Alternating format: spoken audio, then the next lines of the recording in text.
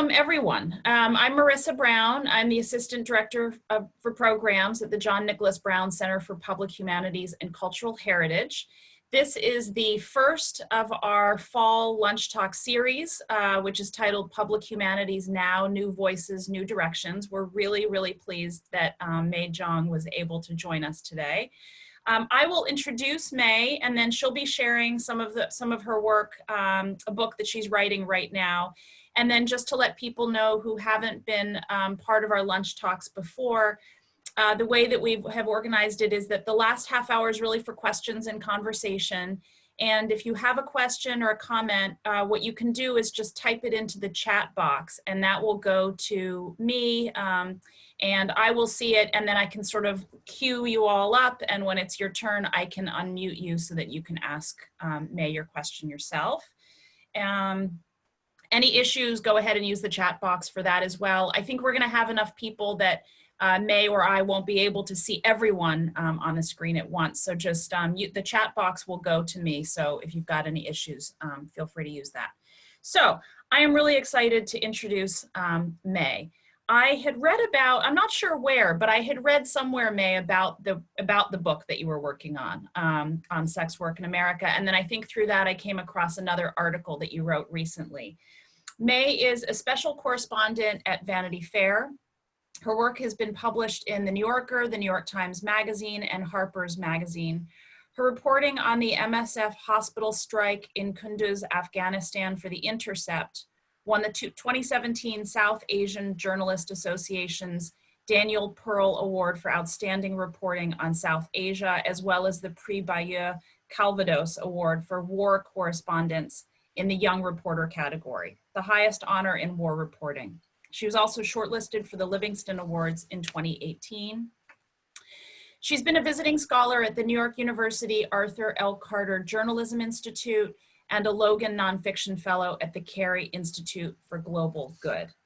Her presentation today, The Life, Sex and Work in America, explores the way sex work intersects with the criminal justice system.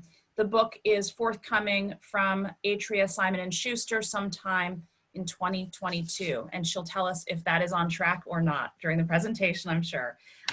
Thanks so much, May, for being here, and I'll turn it over to you. Thank you so much for having me. I'm really pleased to be here, especially because I'm at the very early stages of the book reporting writing process. And so very keen to hear what you guys have to say in terms of, questions that you might have and responses. I thought I might start today by just explaining the genesis of the project, how it came to be, what the working sort of hypothesis, if you will, that I'm working with is, and how I hope to go about finding answers to those questions. So the book is called The Life, tentatively titled, and it is, as Marissa mentioned, going to be looking at the intersection of sex work and the criminal justice system. And the way that I came about onto this subject was that I did a story last year for Vanity Fair magazine involving Robert Kraft, who is the, as some of you football fans may know, the owner of the New England Patriots team. He had walked into a massage parlor in Palm Beach, Florida, where, unbeknownst to him, there had been a prostitution raid by a vice unit, and he was charged with prostitution, which is a misdemeanor in Florida, as is the case elsewhere in the country. And I was quite struck by, by the time this breaks in early 2019, I'm already interested in writing on sex work. And I was quite struck by the public announcements of the sheriff's office in Florida announcing that what they had done was actually that they had intercepted a global sex trafficking ring, and that there were millions of dollars coming in out of Florida into foreign countries. And this just didn't seem right to me, and I can't quite tell you why that was the case. But what I do know now, after about 10 years of reporting, is that if something piques your interest, chances are quite high that it will pique other people's interest and that it is something that is, worth looking into. And so I decided to look into it. And effectively what I found was that many things, but one thing was that the police officers who were working on the case were informed by effectively an incredibly sexist and misogynistic framework. And because that is the mindset that they were operating in, as a result, they were sort of more likely and prone to seeing these majority Chinese massage parlor workers as, helpless victims who had, succumbed to a global, sex trafficking ring.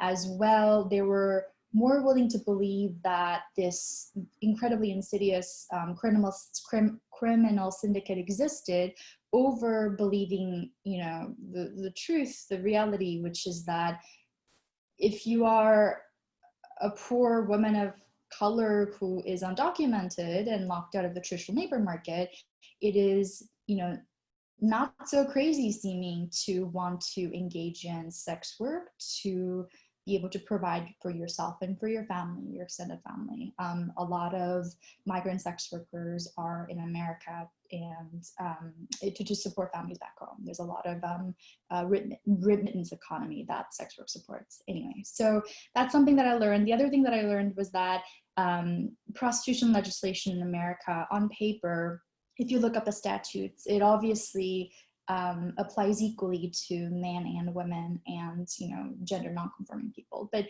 in reality, these same laws are applied differently. And so then as a result, the conclusion of the Robert Kraft case was such that the men got off, so to speak, as it were.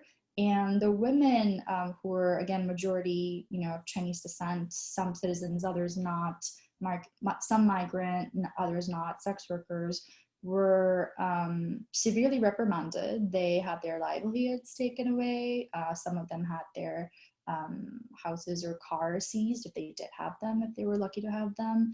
And in two of the instances that I looked at, the women who were in America on work visas, they had let their visas expire, and they are actually still currently in ICE detention. And so that is another thing that reporters, I think a lot of reporters are trying to look into the relationship between ICE and Homeland Security, how they operate and work together. So I did this story, and typically after I finish an article, I usually never want to talk about that subject ever again. I've sufficiently satiated my curiosity, and I don't feel a need to revisit it. But in this instance, I still had so many questions. I wanted to just wanted to know basic things like, is what happened in Florida common? Does this happen elsewhere in the country? Who are these sex workers? Like, what is the history of prostitution legislation in America? One thing I learned working on the Florida story was that typically anti-prostitution legislation ends up being anti-immigration legislation because of the fact that many sex workers are made up of immigrants. Or migrants. And this is the query that eventually led to an article that Marissa read in the New York Review of Books, where I wrote about Atoy, who was the first recorded Chinese prostitute of Gold Rush, California. And this historical figure, when I was doing archival work, she really stood out to me for many reasons. And I think, one reason was that it did sort of prove the fact that this working theory I had, the relationship between anti-immigration legislation and anti-legislation immigration legislation. And what happened with Atoy was that she arrives in America before the country is really fully formed, and before the progressive era, which is when, the progressive era brought a lot of really good things. It brought, labor protection rights and tenants' rights, but it also introduced prohibition and a lot of anti-prostitution legislation also comes out of the progressive era. So Atoy arrives in America prior to this progressive era, misleadingly named perhaps, and as a result, because she's existing in this bizarre interstitial space before sexist and possibly racist, sentiments are codified into law, she is actually able to operate as a law-abiding citizen who also happens to be a woman of color, who also happens to be a madam. And the reason why we even know that she existed was because she had the gumption to take Johns who tried to fleece her to court. There are court records of this woman taking Johns to court. And this really struck me because around the time when I was, looking into her, I was also attending I live in Brooklyn, and every Friday, one of the courtrooms at the criminal court in downtown Brooklyn turns into a prostitution court where prostitution cases are heard. And the first time I walked into that courtroom, I was so struck by the racial makeup of the room. You walk in, and most of the judges and the police officers are men, usually men, but majority white is, I guess, what I'm saying. And then the prosecutors are typically mostly white, and maybe they're men, and then the public defenders are white women, and then the entire sort of criminalized class are Black women or Asian women. And this really struck me. And so then as a result, I decided after the Florida story, okay, I'm going to give myself 2 months to just see what's available. And, if I lose 2 months, then that's not the end of the world. And so I set off doing this. And around this time, I received a letter from a women's correctional facility in Tallahassee. And it turns out that, a women's prison subscribed to Vanity Fair. And so one of the inmates had read my article, and she had sent me a handwritten letter, which I still have, where she talked about the story of her life. And in haste, I'll briefly explain to you that, her name is Kiki, and she had effectively been, trafficked into the life, as it's called, by sex workers, and then became, as is quite common, a consensual sex worker. And in the time that she was a consensual sex worker, she helped a friend of a friend get into the life as well. This friend of a friend said, I've run away from home, I have no means of supporting myself, I would like to make money, you know how to make money, can you help? And this is another instance of the criminal justice system effectively criminalizing people's desires to help others. And so Kiki helps out this friend of a friend. Unbeknownst to either of them, this is around the time when the government is cracking down on things like Backpage and Craigslist. And as a result, and then also on top of all this, it turns out that this friend of a friend is a minor. So Kiki at this time is 21 years old, and the friend of a friend, I believe, was 17. And so Kiki ends up being charged with trafficking a minor, which at the time in Florida carried a mandatory minimum of 10 years. She ends up serving most of the terms of her sentence, and she was released in April, actually, of this year.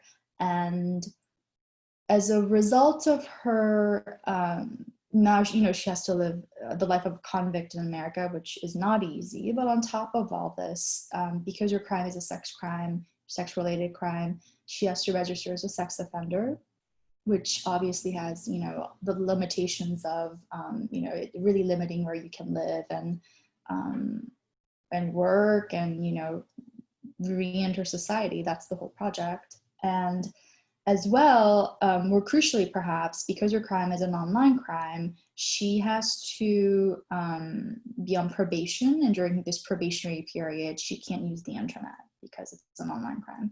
And I was quite stunned to learn that her probationary period will last for 25 years. And so that is what Orlando Patterson, for example, calls a kind of a social death. I mean, in 2020, without having access to the internet, it is tremendously difficult to do everything from, get get healthcare, or get your welfare check if you need one, or get a job, or apply for a job, or maintain a job, or maintain social relations. That is the what are the leading markers of successful reentry.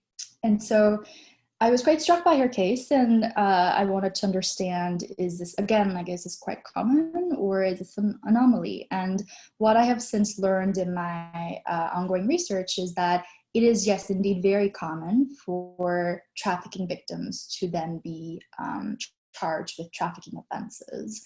And she is not the only one who suffers from this incredibly draconian and very punitive probation. And the idea is that we serve our time, and then we are welcomed back into the world where we rejoin it. But the not being able to be online for 25 years really is, deterring her from doing everything, again, from getting a job to getting her own place to, eventually down the line, like, she might want to start a family, and it's sort of unclear to her, like, how she might go about doing that. And so Kiki will be one of the people that I follow in the book.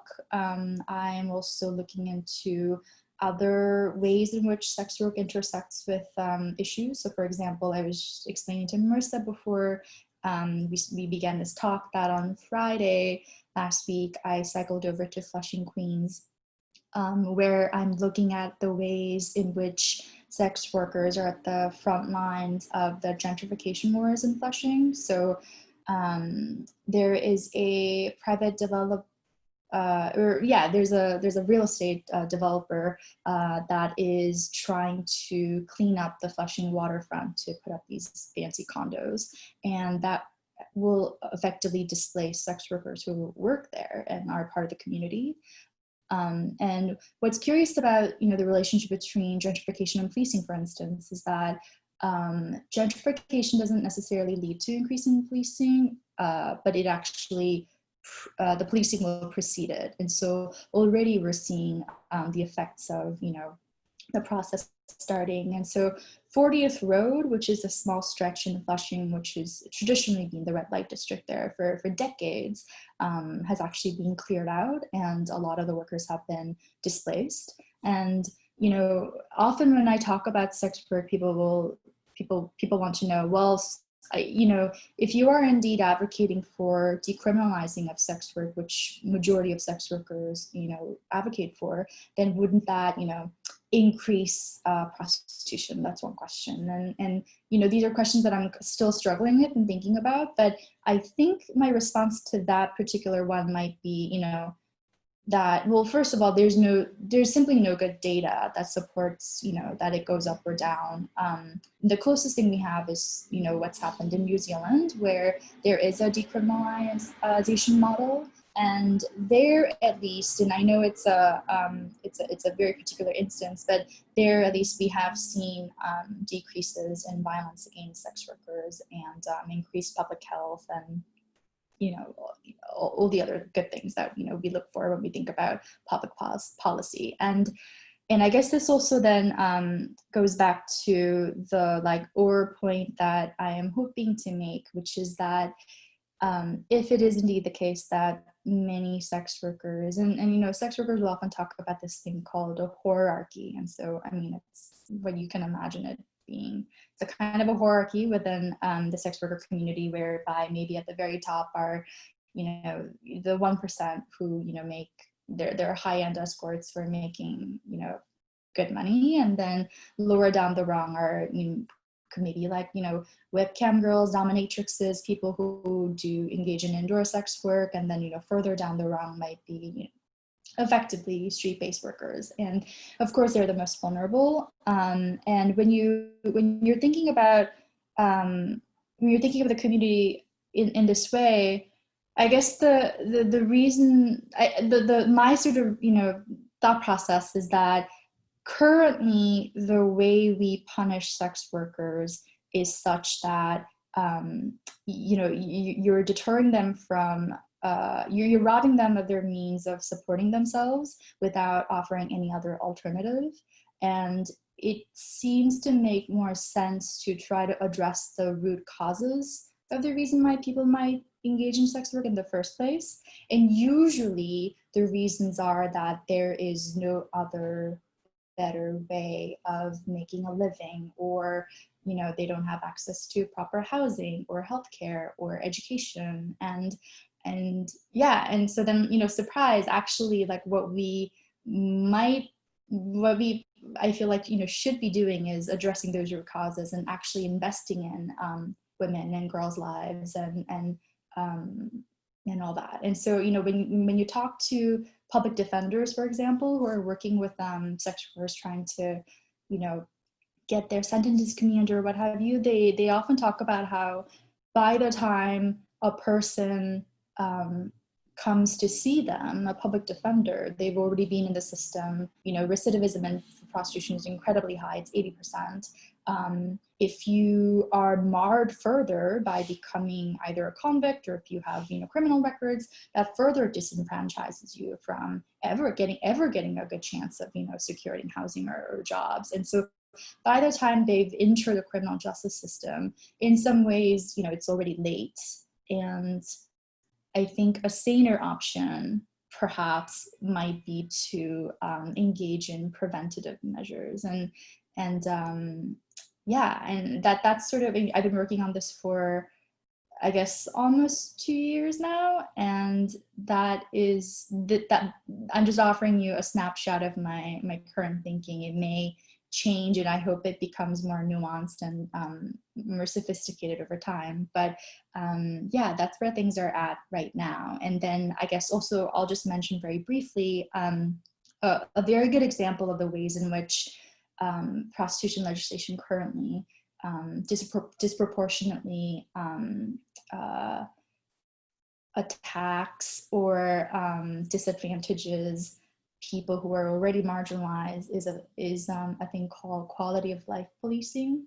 And in New York, the quality of life policing manifests itself in this law called loitering with the intent to solicit. And this effectively means that you might be walking down the street, and it involves a police officer looking at you and making wild assumptions about your intention, your perceived gender, and it's often informed by the police officer's pre-existing ideas of what constitutes acceptable ways of operating in public space and what not. And so then subsequently, as a result, majority of the people who are picked up under loitering with the intent to solicit ordinance will be women of color. And that is sort of the most crystallized, very clear example of the ways in which the way our current laws deal with sex workers is problematic. And there are more nebulous ways in which this is problematic. And, then that way we can also go into issues around housing, where, sex workers are often discriminated against. And yeah, I mean, the list is really endless, and I've sort of begun the project of trying to understand, what are all the different ways in which sex work touches upon other issues. And even during the George Floyd protests, for example, I was quite struck by how a lot of the questions that we're asking now as a country, these national conversations around how do we contend with, power disparities and race and occasionally gender, in some ways, these are questions that have plagued and animated the sex worker community for far, far longer. And I feel like I have learned a lot from them. And I think that's part of the reason why I want to work on this book, because I think we collectively have a lot to learn from them as well. So yeah, that I think concludes the part where I talk to you guys. And maybe, I would love to hear questions if there are any. Thank you, May. That's, like I said, everyone, you can just use the chat box for questions for May. My question to you, which we started talking about a little bit before people joined us, was, in a university, almost everyone on this call is probably at a stage of writing something, either contemplating it, starting it, finishing it, not doing it. I can see from some of the names, I know we have people who are writing dissertations right now.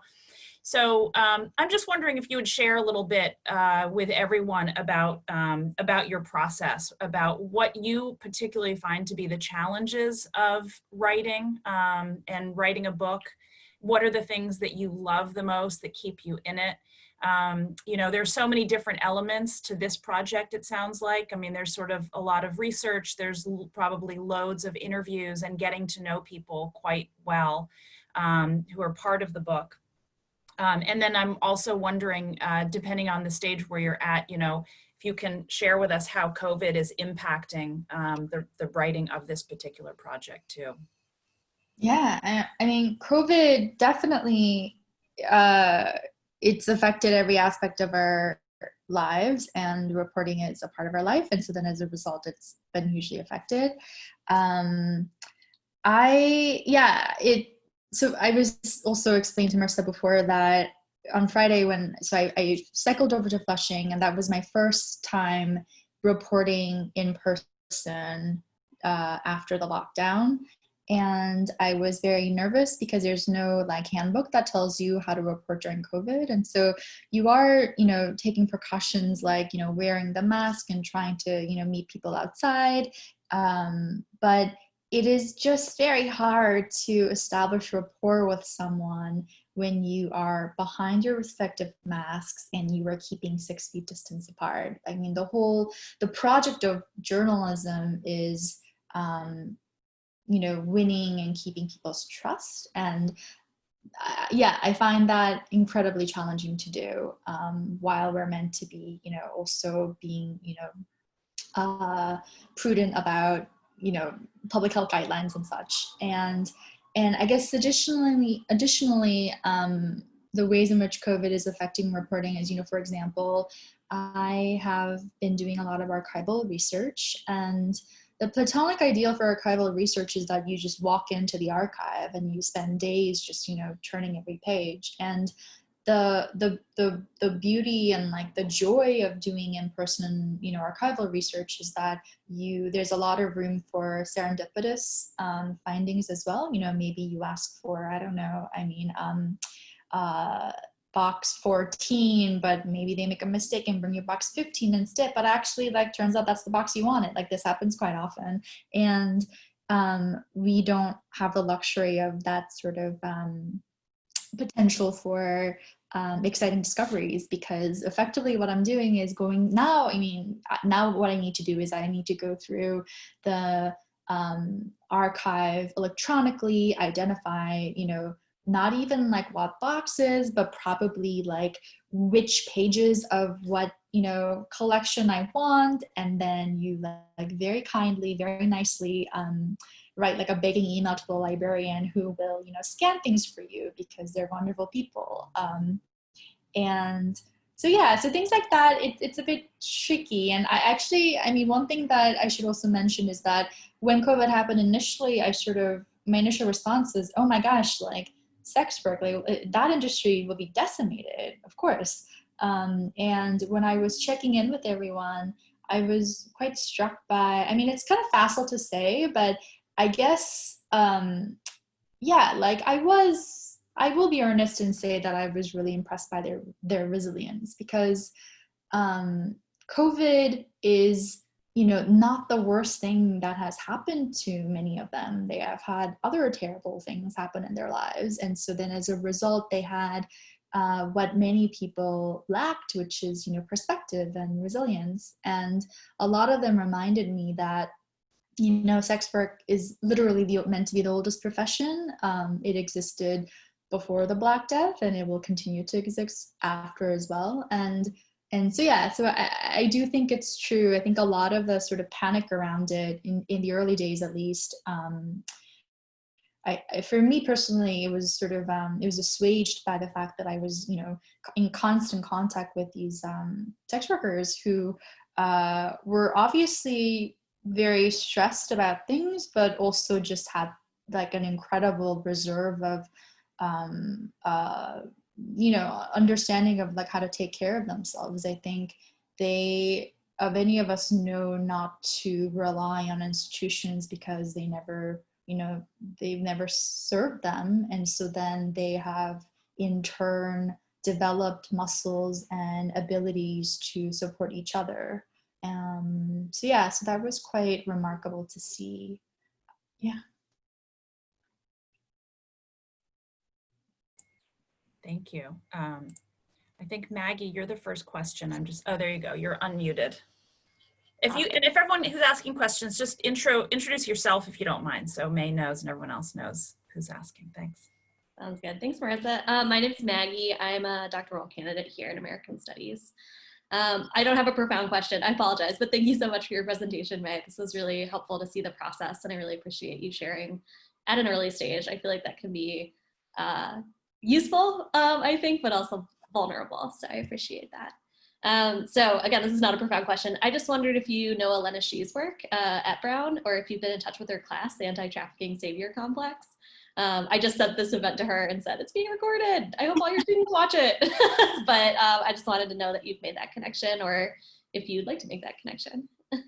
Yeah, she wrote to me after the craft story ran, and we had a really lovely conversation. And we have been in touch since, and I know that she's doing really great work actually in Flushing in the community that I visited, doing an oral history project. And we had, yeah, I mean, I think she's wonderful, and I would be so honored to, work with her in some capacity in the future. But yeah, I think she does fantastic work, and she's hugely well respected in the community as well, it seems like. Awesome, thanks. Peter, you're next. I'm going to unmute you. Yeah, she was very sad she couldn't make it. She had a faculty meeting that was set at the same time. Sorry, just give me a second. It's not wanting to unmute.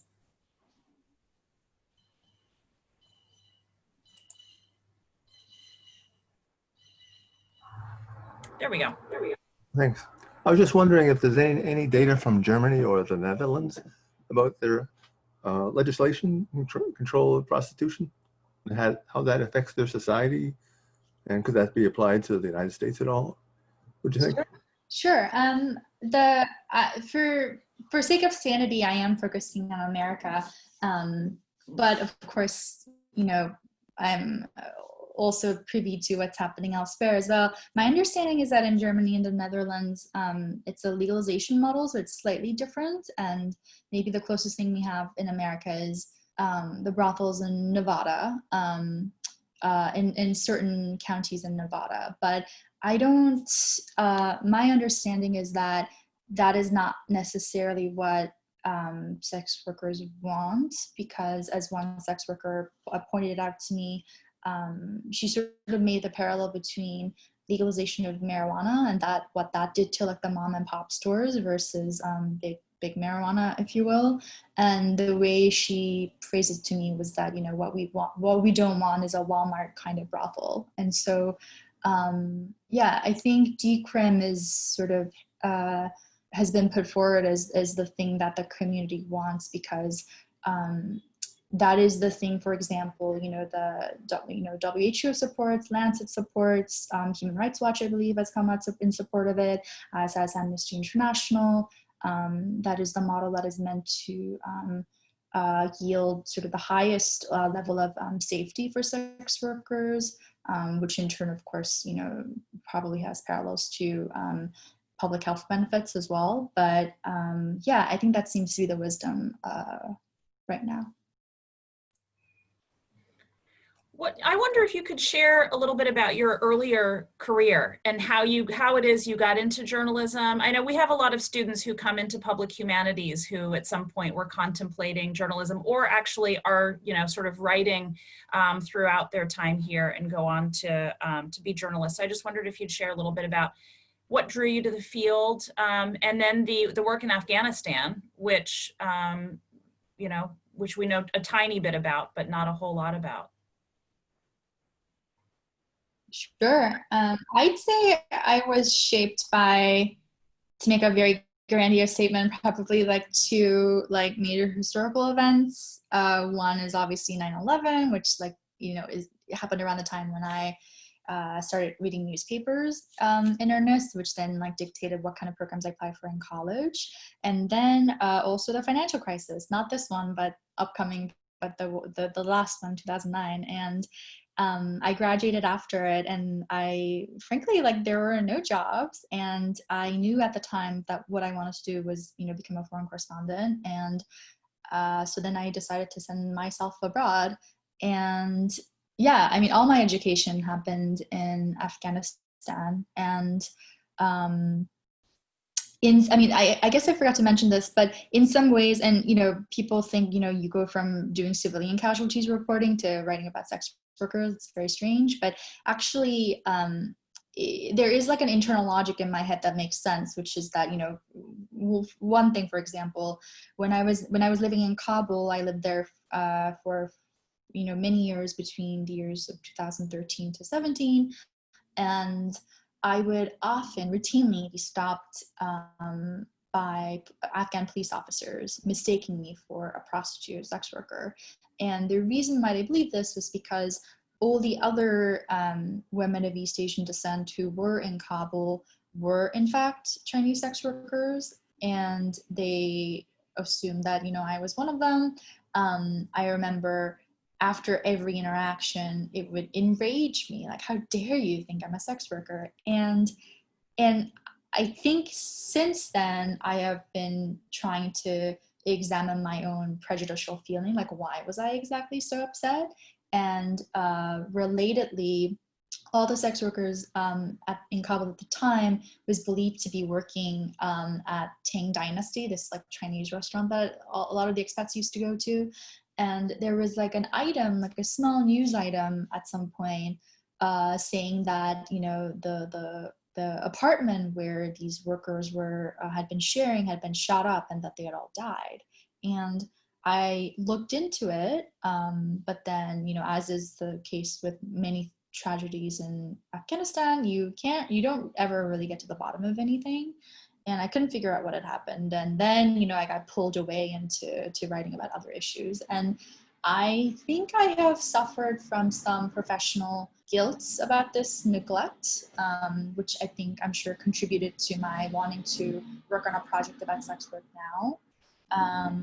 And the lessons that I learned in Afghanistan are lessons that I am currently applying now in my current work. So, for example, I was quite struck by the fact that when I was doing these civilian casualties reporting, very initially unconsciously and probably later very consciously, what I realized in myself and other reporters as well was that when we were looking for a victim to write about, we would often try to cast the perfect victim, because that is what the world demands, a perfect victim. And so if you're writing about a drone strike, for example, it is advantageous for you as a reporter to write about a 4-year-old girl whose like entire family has been killed, and you know, maybe she loses. I mean, this was a real case where this girl lost her eyes, her nose, her lower lip, her left arm. She was 4 years old. Her whole family died, and it made sense to write about her over, you know, another drone strike victim who's maybe a fighting age male, because then, you know, you can cast aspersions, and, you know, who knows, maybe he was a member of the Taliban, in which case it's totally acceptable for him to have been extrajudicially killed. And these sort of machinations that I subscribe to as well, I'm thinking about it now as I write about sex workers, and about how, you know, in a court of law, the easiest way of sullying a woman, you know, since the beginning of time, is to call her a whore or a slut, right? And we have modern versions of this in our legislative system. And that's something that I was quite struck by. And as well, in Afghanistan, it really matters how you're categorized, as I mentioned earlier. Are you a civilian? Are you a combatant? Are you a fighting age male? And the thing that kind of started all this, the sex work research for me, was actually, again, in Florida, when I was interviewing a defense attorney. And, you know, he was exasperated because I was asking a lot of questions. And at some point, I think he, you know, by way of ending the call, he said, or interview, he said, listen, like, these women, he's talking about the massage parlor workers. He's saying, these women, they're either victims or they're prostitutes. Like, they can't be both. And I was quite struck by that, because, you know, like, yeah, but they are though, and they're also mothers and sisters and neighbors, and there are all these other things, as we are too. And so, yeah, so actually, I think that the work in Afghanistan and what I'm doing now, in some ways, the work I'm doing now, you know, is the direct precedent of that is, you know, the work that I did in Afghanistan, I'd say. Thank you. I think Dietrich, can you unmute yourself or no? I'm gonna unmute. There you go. The director himself cannot unmute himself. No justice in this world. We've set it up, May, so only women have control to the button on these. Excellent. Much better. That should be built into the program. Jeong, I thought that was really fascinating, and I really wanted to commend you on the nuance with which you looked at all sides of the equation and really sort of presented a slightly different message from the sort of generally, general assumptions that you find when you go into this courtroom or when you talk to people in the street. I think that was really extremely helpful. Initially, I had a question, and I had a little problem here submitting my chat question at first, similar to Peter's, looking at, what are the models that actually work as good as they can in this very complex situation. Are there any out there? And so you already responded to Peter. Of course, one always thinks of the Netherlands and other Scandinavian countries. And these countries, they go through phases too. They sometimes retract legislation that was very liberal too, because it didn't work all that well. I think it happened in Sweden, for instance, and stuff like that. So I was wondering, when you imagine this book, which sounds immensely interesting, especially with your own experience and nuanced voice that you bring to this research and presentation. I wonder if you imagine at the end, will the reader see what should be the next step in this country to make this situation better? Is there something that you envision as sort of a first step and a second step? Because I think in the international comparison, as in many other cases, we look pretty dreadful in the way we handle these things. And you could name so many other topics where exactly the same is true. And I wonder if you had a recommendation in your final chapter that you envision. So great. Something that I think about quite often now is that apparently, according to, and so there are no good statistics that exist with sex workers because of the fact that, their work is criminalized, so they're not going to advertise the fact that they're sex workers when the census worker comes around. But if you look at national arrest records, for example, apparently there's meant to be 1 million sex workers in America. And if that is indeed true, then there are more sex workers in America than there are coal miners, for example. And if it is also true that there are indeed 1 million sex workers in America, it also means that someone is a sex worker. And I think the work of destigmatizing it is good and important. And then, I guess I would hope that, after people read this book that I haven't yet written a word of, that maybe they will go through some sort of psychic shift in the way that, like my mother went through, for example. My mother's a very she's a mom, she holds certain political beliefs that are, some are surprisingly liberal, others, maybe predictably conservative. And when I first began this work, I think she had never really even considered sex workers as a community or even a thing to contend with. And of course now, because of these women whose lives I'm following, she will occasionally ask me how is Kiki, or what's happening in Flushing or whatever. And I do think that she now understands sex workers and the plight that they go through as a kind of a civil rights issue. And if that were to happen with other people, I would be so happy. That's wonderful. Thank you. That's a really good answer. And that maybe would be the first step to then reform legislation, right? First sort of change people's minds, and then obviously political solutions and legislative solutions, and and hopefully we'll look a little better in the international comparison than we do now at some point in the future. So I think we have one more question, teacher. perfect. Go ahead. I just want to. Are we going to say something else or no? No, it's good to have another question. Oh, okay. No, I thought you were going to think there weren't, but I just got one quick chat right as you were saying that, that there was one more person who wanted to ask a question. Looks like he or she unmuted themselves. Jordan, you're next. Perfect. Thanks, Marissa. And thank you, May, for your presentation. I'm just curious, in your experience in all of your interviews with these sex workers, did they themselves tend to see themselves as the victims or the victors of their own storylines? Does that question make sense?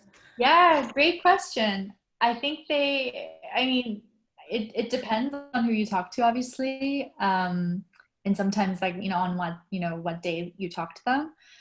I think, the example of Kiki is a pretty good one in that she is both.